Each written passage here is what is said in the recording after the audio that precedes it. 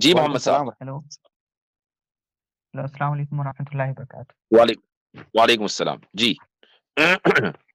جی پچھلے اسٹریم میں بات کیا تھا ہم نے 3 کوشچن میں نے رکھے تھے. تیسرے کوشچن القضاء والقدر سے ریلیٹڈ تھا. تو میں نے میکینزم پوچھا تھا تو آپ نے کہا تھا کہ جب ہم ارادہ کرتے ہیں تب ایکشنز کریٹ ہوتا ہے، رائٹ؟ جی تو یہاں پر ایک قرآنک آیت ہے سورۃ الانسان ورس نمبر 30 جس میں آتا ہے you do not will accept that Allah will, یعنی تم ارادہ نہیں کرتے جب ایکسیپٹ اللہ جب ارادہ کرتا ہے. تو یعنی جو میرا وہی سوال تھا کہ اگر جو میں پہلے بول رہا ہوں یہ بھی پہلے کریٹ ہے تو یہ بھی کوئی کہنا غلط نہیں ہوگا. اس آیت کا مطلب یہ ہے، اور جو بالکل اس آیت سے ہی نکل کر آ رہا ہے وہ یہ کہ تم جو ارادہ کرتے ہو نا وہ اسی لیے کرتے ہو چونکہ اللہ نے ارادہ کیا ہے کہ تم ارادہ کرو. تو میں ٹھیک. اگر میں یہ کہہ رہا ہوں کہ اگر میں پہلے سے یعنی میں بول رہا ہوں تو یہ بھی پہلے سے ہی آپ کریٹڈ کو ہے. سن لیجئے، تو آپ کو ارادے کا جو اختیار ہے، جو ارادہ کرنے کا اختیار ہے وہ کس کا دیا ہوا ہے؟ اللہ کا دیا ہوا ہے.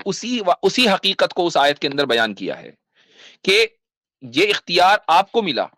یہ اختیار پہاڑ کو، چاند کو، سورج کو، سیاروں کو، ستاروں کو اور دوسری مخلوقات کو نہیں ملا. یہ مکھی کو اختیار نہیں ہے کہ شہد کی مکھی کو کہ وہ شہد پروڈیوس کرنا چھوڑ دے.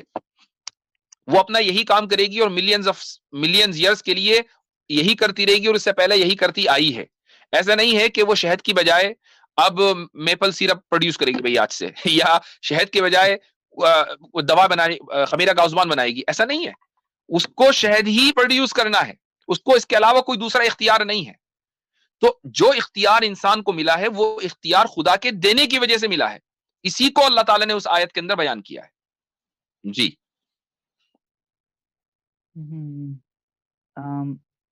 ورس نمبر اس سے پہلے کی آیت میں ورس نمبر 29 میں جس میں آتا ہے کہ کون سی سورت کہہ رہے تھے آپ؟ کون سی سورت کہہ رہے تھے آپ؟ سورۃ الانسان. سورۃ الانسان. ہاں جی 29 میں آتا ہے کہ indeed this is a reminder so he who wills may take heed to his lord away. ٹھیک ہے. ان هذه تذکرہ فمن شاء اتخذ الى ربه سبیلا. پھر اور اس میں فری ول کی بات کی جا رہی ہے. ٹھیک ہے. اور جیسے میں نے ابھی کہا کہ you do not will accept that Allah wills, اس میں ڈیٹرمنزم کی بات کی جا رہی ہے. تو یہ دونوں آپس میں ٹکرا نہیں رہی ہیں؟ بالکل نہیں. ان هذه تذکرہ فمن شاء اتخذ الى ربه سبیلا، یہ ایک ریمائنڈر ہے.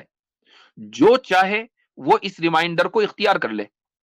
آگے اللہ تعالیٰ کہہ رہا ہے کہ وما تشاؤون، اور تم جو کچھ بھی اختیار کرتے ہو وہ اس لیے کرتے ہو چونکہ اللہ نے چاہا کہ تم اختیار کرو. اللہ نے تمہاری یعنی یہ دوسری آیت پہلی آیت کو کنفرم کر رہی ہے. پہلی آیت میں اگر یہ کہا کہ جو چاہے وہ اس راستے کو اختیار کر لے. اب ایک آدمی یہ پوچھے، سوال کوئی کر سکتا ہے کہ کیا مجھے اختیار کرنے کا آپشن ہے یا نہیں، یا میں جانوروں کی طرح ہوں جن کو کوئی فریڈم آف جن کو فری چوائس نہیں ہے. تو اللہ تعالیٰ نے اس کو اسرٹ کیا کہ نہیں، تمہیں اختیار کرنے کا آپشن ہے اور ریجیکٹ کرنے کا بھی آپشن ہے. اور وہ آپشن کہاں ذکر کیا؟ وہ اسی صورت کی آیت نمبر اس میں آیت نمبر 3 میں انا ہدیناہ السبیل اما شاکرا و اما کفورا، کہ ہم نے راستہ دکھا دیا، اب چاہے شکر گزار بندے بنو اور چاہے ناشکرے بنو. تو اس چیز کو ہر ایک آیت دوسری آیت کو کنفرم کر رہی ہے، کانٹرڈکشن نہیں ہے. ایک اسی میں آ جاتا ہے پھر کہ جیسے آیت ہے سورۃ البقرہ کا آئی تھنک 8 ہے کہ اللہ نے دلوں پہ پردے پھیر دیے ہیں تاکہ وہ سمجھ نہ سکیں. ٹھیک. تو یعنی الحمدللہ میں مسلم ہوں، لیکن اگر کوئی نان مسلم بندہ وہ اسلام کو قبول نہیں کر رہا ہے تو یہ بھی تو اللہ کی ہی ایک طرح سے ول ہے، کیونکہ اللہ ہی کہہ رہا ہے کہ you do not will accept Allah ول.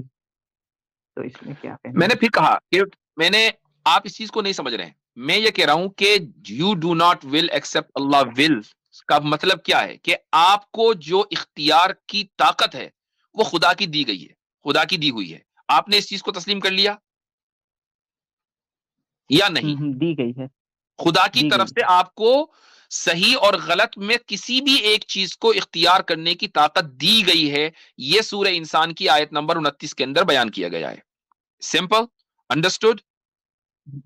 جی یہاں تک سمجھ میں آ گیا؟ اچھا، اب آپ نے سورہ بقرہ کی آیت کا حوالہ دیا کہ اولئک وہ آیت ہے ان الذین کفروا سواء علیہم انذرتهم ام لم تنذرهم لا یؤمنون ختم اللہ علی قلوبہم وعلی سمعہم وعلی ابصارہم غشاوہ، کہ اللہ تعالیٰ نے ان کے دلوں پر، ان کے کانوں پر اور ان کی آنکھوں پر مہر لگا دی، ان کی آنکھوں پر پردہ پڑا ہوا ہے۔ اب چاہے آپ ان کو ڈرائیں یا نہ ڈرائیں، یہ ہدایت لانے والے نہیں ہیں۔ اس آیت کا مطلب کیا ہے کہ وہ کون لوگ ہیں کہ جن کی آنکھوں کے اوپر پردہ ہے، جن کے دلوں کے اوپر مہر ہے، ان کا کوئی نہ کوئی جرم تو ہوگا نا، ایسا کوئی نہ کوئی انہوں نے کام کیا ہوگا کہ حضرت ایک جس آیت کی دیکھ لیتا وجہ ہوں، سے۔ جی سوری حضرت ٹوکنا اس لیے ضروری ہے، جو آپ بات کر رہے ہیں نا، میں چاہ رہا ہوں آپ ایک آیت پڑھ دیں، سورہ جی غافر کی آیت 35 پڑھیں، اس میں اشارہ دیا گیا کہ کس کے دل پر مہر لگائی جاتی ہے، یہ بھائی کا جواب اس میں ہو جائے گا۔ جی، میں ویسے اس کو واضح کرنے کے لیے سورۃ اللیل پڑھنا چاہ رہا تھا، لیکن میں سورہ غافر بھی چلے جاتا ہوں۔ سو سورہ غافر میں ایک سورہ منٹ، غافر کی 35، محمد بھائی آپ بھی نوٹ کرنا، سورہ غافر کی 35، ٹھیک ہے، یہ ذرا سنیے گا، کن کے دل پہ مہر لگائی ہے مفتی صاحب بتا ایک دیتے منٹ، ہیں۔ 35 کی کون؟ سورہ غافر کی 35 یعنی سورہ 40 بنے گی، آیت اچھا 35، اوکے ایک منٹ، اس میں پتا چلے گا اللہ تعالیٰ نے خود بیان کیا میں کس دل پر مہر لگاتا ہوں، کیا ہر دل پر لگاتا ہوں؟ اچھا جی، آیت نمبر 35 ہے کہ الذین یجادلون فی آیات اللہ بغیر سلطان اتاہم کبر مقتا عند اللہ وعند الذین آمنوا کذالک یطبع اللہ علی کل قلب متکبر جبار۔ لیں جی، مسئلہ حل ہو گیا۔ اچھا جی، تو اس میں اللہ تعالیٰ یہ فرماتا ہے کہ جو لوگ خدا کی نشانیوں میں بغیر کسی دلیل کے، بغیر سلطان، بغیر کسی دلیل کے جھگڑا کرتے ہیں، یعنی ان کے پاس کوئی دلیل نہیں ہے، محض اپنے نفس کی خواہش ہے، کوئی دلیل نہیں ہے، اپنے آبا و اجداد کی روایت ہے، ان کے پاس کوئی دلیل نہیں ہے، محض سائنس کا دھوکہ ہے، تو اتاہم، ان کو کوئی دلیل نہیں دی گئی، کبر مقتن، اللہ کے نزدیک اور مؤمنین کے نزدیک یہ لوگ نہایت مبغوض ہیں، کذالک یطبع اللہ، اور اسی طرح ایسے لوگوں کے دلوں کے اوپر اللہ تعالیٰ مہر لگا دیتا ہے، چونکہ یہ لوگ متکبر، ان کا وصف بیان کیا گیا، متکبرین جبار، کہ یہ لوگ ایروگنٹ ہیں اور جبار ہیں، یعنی کمپیلن ہے، دوسروں کو بھی مجبور کرتے ہیں، فیک ایکٹیویزم کرتے ہیں سوشل میڈیا کے اوپر، اور اپنے آپ کو بتاتے ہیں کہ ہم بہت بڑے سائنٹسٹ ہیں، ہم پرو سائنس ہیں، پرو ریزننگ ہیں۔ ایسے لوگ ہیں کہ جن کے دلوں کے اوپر اللہ تعالیٰ نے مہر لگا دی ہے، تو قرآن نے واضح کر دیا۔ اچھا تو میں اسی ٹاپک پہ، میں محمد حجاب شاید جانتے ہوں گے آپ، تو میں ان کی جی، ویڈیو دیکھ رہا تھا، تو وہ انہوں نے تو وہ بتا رہے تھے کہ وہ شیخ الاسلام ابن تیمیہ رحمۃ اللہ علیہ کا بتا رہے تھے کہ ان کے کتاب میں مینشن ہے کہ گاڈلی ڈیٹرمنزم اور ہیومن فری ول یہ کس طرح کمپیٹیبل ہے، یہ شیخ الاسلام ابن تیمیہ رحمۃ اللہ علیہ کہتے ہیں کہ مجھے نہیں پتا یہ کیسے کمپیٹیبل ہے۔ تو اس دن آپ کہہ رہے تھے کہ اس کا میکینزم یہ ہے کہ انسان ارادہ کرتا ہے، پھر ایکشن کریٹ ہوتے ہیں، تو آپ یہ چیز کو کہاں سے اخذ کیے ہیں؟ یہ اشعری کریڈ ہے، اشعری عقیدہ، شیخ الاسلام ابن تیمیہ اثری عقیدے، اثری اسکول آف تھاٹ کے امام ہیں۔ میں نے جو بات کہی ہے وہ آپ، ایک مشہور کتاب ہے اشعری ماتریدی عقیدے کی، جس کا نام ہے شرح عقائد، یہ بات اس میں لکھی ہوئی ہے۔ اور ابن تیمیہ نے کہیں بھی نہیں کہا کہ وہ، ایک منٹ، ایک محمد بھائی، آپ محمد حجاب کی بات کر رہے ہیں، یہ میرے سامنے رسالہ تدمریہ پڑھا ہے، قدر اور اس کے درمیان تطبیق کر کے ابن تیمیہ نے بیان کی ہے، حقیقت الجمع بین القدر والشرع لو جی، التدمریہ رسالہ، مسئلہ ٹھیک ہی ہے؟ حل ہو گیا۔ ہاں جی، تو ابن تیمیہ نے بھی کہیں یہ نہیں کہا کہ تطبیق نہیں کر سکتا، ابن تیمیہ نے تدبیق پیدا کی ہے۔ اگر اردو میں کسی نے پڑھنا ہے تو حنیف ندوی صاحب نے عقلیات ابن تیمیہ میں پورا ایک چیپٹر باندھا ہے اردو میں، عقلیات ابن تیمیہ کتاب ہے PDF میں، تو ابن تیمیہ بھی تطبیق پیدا کرتے ہیں، یہ ایسا ممکن ہی نہیں ہے کہ تطبیق پیدا نہ کی ہو۔ تو محمد حجاب نے غلط بات کی ہے، اگر اس نے کی ہے یا آپ غلط سمجھے ہیں، میں یہ اتنا کہہ سکتا ہوں۔ نہیں میں نے تو ابن تیمیہ رحمۃ اللہ علیہ کا میں نے نہیں پڑھا ایک بھی کتاب، لیکن جو میں نے ویڈیوز انہوں نے تو یہ بات کہی ہے، تو دیکھیں ویسے ابن تیمیہ جیسی شخصیت کی طرف اس طرح کی چھوٹی بات جو ہے نا وہ ہضم ہونے والی ہے نہیں، کیونکہ ابن تیمیہ بہت بڑا نام ہے، ٹھیک ہے، عقلیات کے حوالے سے بھی، تو وہ یہ کہیں کہ نہیں جی مجھے نہیں پتا کہ میں کیسے، یعنی تفویض جو ہے قدر کے، اگر میں سمجھتا ہوں کہ محمد، یہ تو آپ سے سمجھنے میں غلطی ہوئی، یا محمد حجاب کو اس ایکسپلینیشن میں غلطی لگی ہے کہ جہاں جہاں تفویض کی جاتی ہے کہ قدر اور قضا کی جو تفصیلات ہیں، ظاہر ہے کہ وہ اللہ تعالیٰ نے ہمیں ڈسکلوز نہیں کی ہیں، تو اس بارے میں ہم تفویض کریں گے۔ تفویض کا مطلب ہے کہ وی سرینڈر، وی سبمٹ اور نالج، اب ہمیں نہیں پتا، یہ تفویض ہے۔ تو میں سمجھتا ہوں کہ اس کے انہوں نے اپلیکیشن کو یا تو انہوں نے گڑبڑ کیا یا آپ کی سمجھنے میں گڑبڑی ہوئی ہے. ہاں یہ دیکھیں، یہ صفحہ 200 نہیں نہیں 209 کا ہارڈ کاپی میرے پاس ہے. رسالہ تدمریہ، ذرا سنیے گا محمد بھائی، ذرا سنیے گا. تدمریہ رسالہ ہے، جی جی جی تحقیق بالکل. الاسماء فی الاسماء والصفات و حقیقت الجمع بین القدر والشرع، ابن تیمیہ کی، اس کی ہارڈ کاپی میرے پاس ہے اس وقت صفحہ 209 کے اوپر. مذہب اہل سنت فی القدر، اس میں میں پوری عبارت تو نہیں پڑھ سکتا، میں آپ کو مکمل بتا دیتا ہوں. اس میں 2 ہیڈنگز انہوں نے باندھ دی ہیں.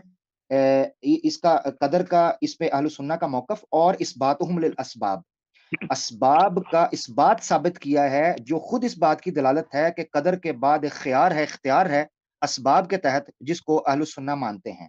ٹھیک ہے. اور یہ آگے لکھتے ہیں، ہیڈنگ لکھی ہے، ذلال من انکر الاسباب وشرک من جعلها هي المبدع، جو ان کو بدعت قرار دیتا ہے وہ شرک قرار جو اسباب کو. تو قدر اور خیر کے یعنی شرع کے اور قدر کے یا اختیار کے درمیان تطبیق ابن تیمیہ نے مانی ہے. میں تو خود حیران ہوں آپ کی بات سن کے. تو آپ کو غلط فہمی ہوئی ہے. نہیں ٹھیک ہے جناب. محمد ہشام رکے 1 منٹ اور. دیکھیں میں اسی لیے کہتا ہوں کہ ہم جب آپ یہ کہتے ہیں نا کسی فلاں نے یہ کہا ہے، چونکہ ہم نہیں جانتے کہ انہوں نے کیا کہا ہے، وی ڈونٹ نو، ہم ان کو سن نہیں رہے ہیں. ہم جانتے ہیں ان کو، ان کی شخصیت کو، لیکن انہوں نے کس ویڈیو میں کیا کہا ہے ہم اس کو کبھی بھی ایکسپلین نہیں کر پائیں گے، نہ ڈیفینڈ کر پائیں گے، اور نہ ہمیں یہ پتا کہ آپ اس کو صحیح سمجھے یا نہیں. تو اس لیے ڈائریکٹ کوشچن ہونا چاہیے.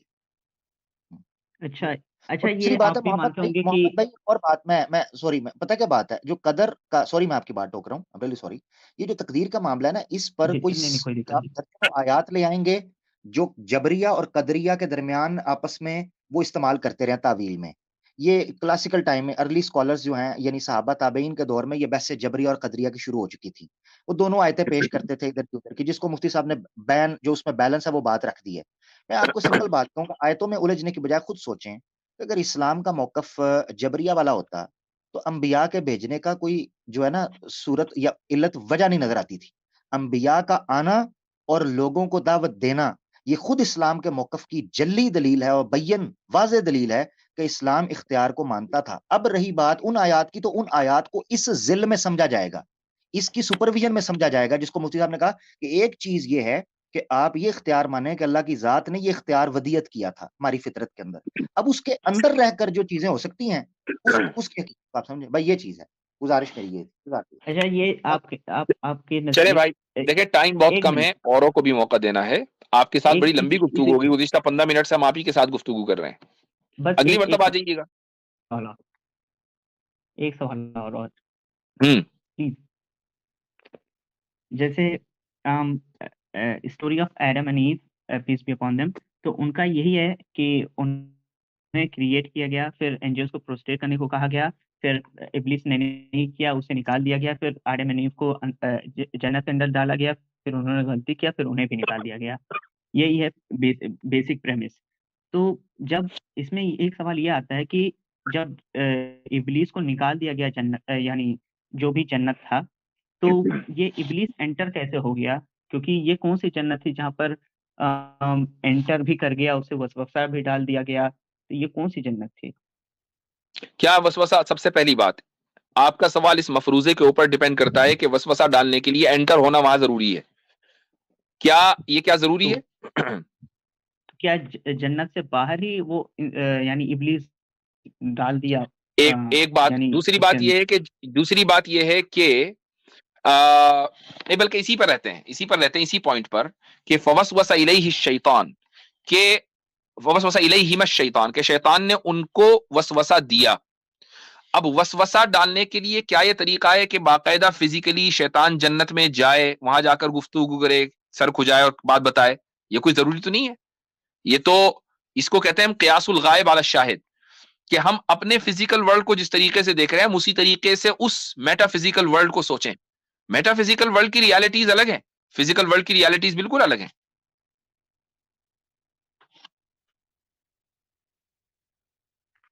ٹھیک ہے بھائی؟ تو مطلب وہ انٹر نہیں ہوا ہوگا. اگر اس کو اللہ تعالیٰ نے نکال دیا تو وہ انٹر نہیں ہو سکتا، فزیکلی انٹر نہیں ہو سکتا.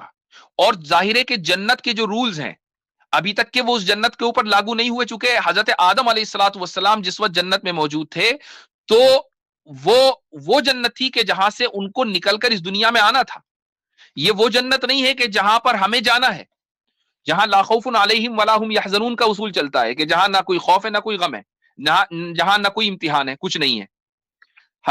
لہٰذا وہ اس جنت سے حضرت آدم علیہ الصلوۃ والسلام نکلے اور اس دنیا کے اندر آئے. ٹھیک ہے، جب اس کو شیطان کو بین کر دیا گیا تو اب یہ کوئی ضروری نہیں ہے کہ شیطان کا داخلہ ہو اور تبھی وہ وسوسہ ڈالے. وسوسہ ڈالنے کے لیے بغیر داخلے کے بھی اس بات کا امکان ہے کہ وہ بغیر داخلے کے بھی وسوسہ ڈال سکتا ہے.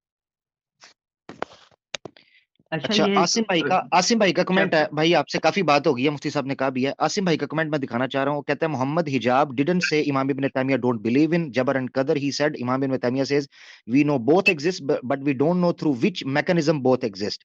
تو انہوں نے انڈیویجول اپنی رائے دے دیا، اگر اس کو بھی مانا جائے ٹھیک ہے. ہاں نہیں اگر میں یہ بھی کہہ لوں کہ we don't کیا تھا وہ دوبارہ ذرا سا کریں کہ which mechanism، تو یعنی اگر میں اس کو درست مان لوں تو تفصیل میں تفویض ہے، اس میں کوئی مسئلہ نہیں ہے.